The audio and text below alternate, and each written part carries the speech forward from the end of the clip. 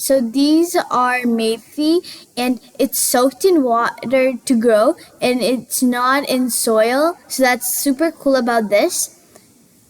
And it's super green and pure and fresh. So here, these are tomatoes, and these tomatoes, something special about them is all of them may be different sizes, shapes, color, just like us humans, but they all taste the same and have pure souls just like us. And these tomatoes, you know when tomatoes are ripe, when they are like red color.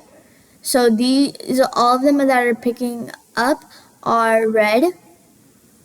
So here I have a few more tomatoes. This is green beans, and they taste so sweet once you eat them.